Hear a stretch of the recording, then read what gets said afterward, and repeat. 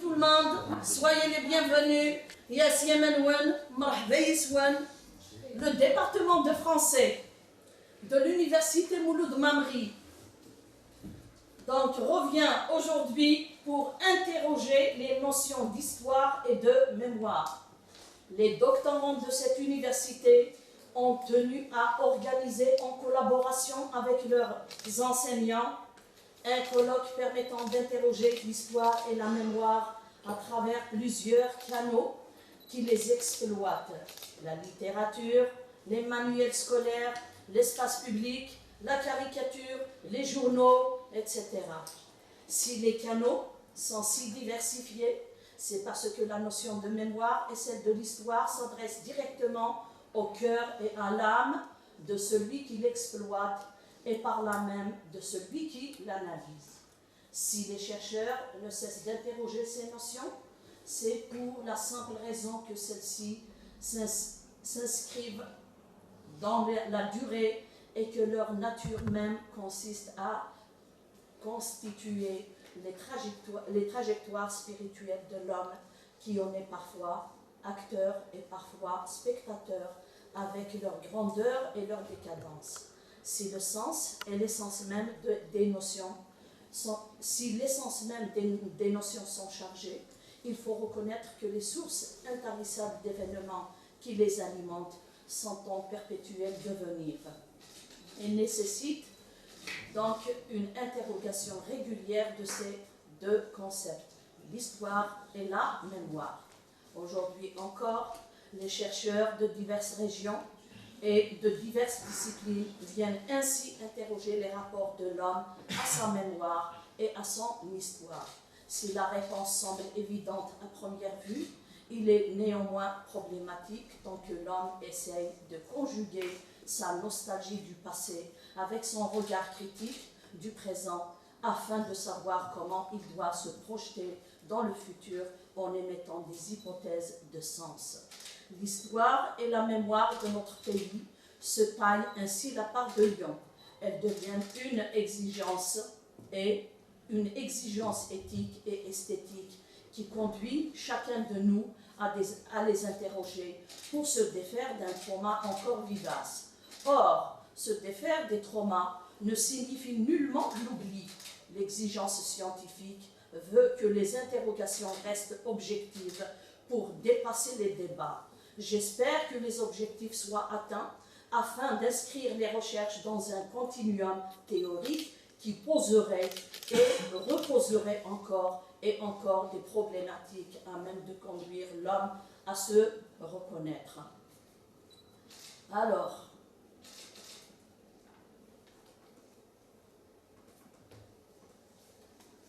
soyez donc amoureux de votre histoire et de votre mémoire que vous confronterez sans cesse à d'autres pour pouvoir avancer. Soyez les bienvenus. Voilà. Merci Madame Betouche, merci au comité d'organisation de cette manifestation scientifique, merci à Monsieur le vice-recteur ici présent et merci à tous ceux qui ont contribué donc, à l'élaboration et à la construction de cette manifestation. Donc,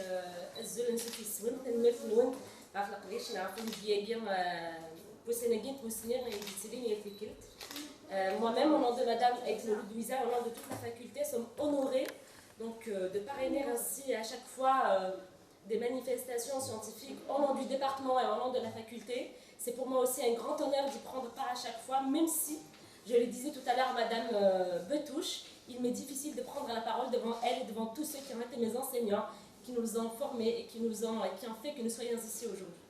Donc, le colloque national intitulé « Histoire et mémoire des révoltes et des révolutions aux prises du XXe et XXIe siècle, aspects et enjeux littéraires, linguistiques et pédagogiques » présente un programme riche, tant donc, dans le volet linguistique que pédagogique et littéraire. J'ai consulté donc le programme. Nous avons des communications des doctorants qui nous font honneur, qui sont ici à chaque fois, qui sont actifs. Donc je tiens à les féliciter et à féliciter tous ceux qui les encadrent, qui les guident et qui les amènent ici à chaque fois, à chaque activité. Donc encore une fois, merci de l'invitation. Merci en mon nom et en nom de Madame Ekouloud. Merci de toutes les actions et de tous les efforts que vous déployez afin de donner une belle image et, au département et à la faculté à chaque fois. Donc, au nom du laboratoire LARIC et au nom des organisateurs et surtout au nom des doctorants. Alors, ces doctorants dont l'abnégation est toujours à encourager. Alors, monsieur le vice-recteur, nous sommes honorés de vous avoir parmi nous. C'est avec fierté que je le dis, parce que je sais que vous êtes là avec une sincérité qui ne peut que nous honorer. Donc, à vous la parole pour ouvrir le colloque. Je vous remercie pour m'avoir invité déjà, mais il est de mon devoir d'être parmi vous. C'est un plaisir tout le temps d'être à l'ouverture d'une manifestation scientifique. Aujourd'hui, il y en a deux. Parallèlement, il y en a une à Bourg-Alpha et une autre ici. Comme j'ai reçu votre invitation, je l'ai reçue plus tôt que l'autre. Et donc, j'ai été correct envers moi-même et envers vous. Je suis là. Mais le sujet que vous abordez, bien sûr qu'il est intéressant. Sur le plan politique, sur le plan économique, sur le plan social, tout le monde s'accorde à dire que les révolutions, les révoltes du 19e, du 20e et du 21e siècle sont duales, elles s'opposent, parce que l'enjeu est énorme. L'enjeu, c'est, en gros, et tout le monde s'accorde à dire ça, en gros, c'est la perte de la classe moyenne. On ne voit plus de classe moyenne à partir des nouvelles révoltes. C'est pour ça qu'on oppose les révoltes des 2 siècles. Et ça, c'est une grosse chose, perdre la classe moyenne, dont nous faisons partie. Hein. Je pense que c'est aussi notre cas.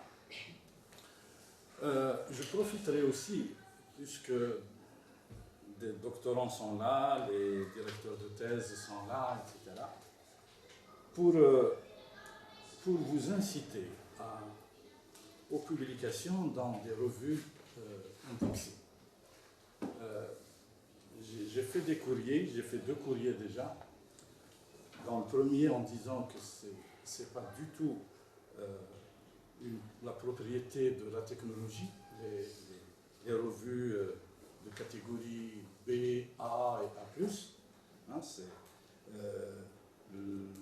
on a été honoré d'avoir une publication en anglais dans une revue dans A, hein, de M. Gendouzi et son Oussa, doctorante, je ne me rappelle pas très bien.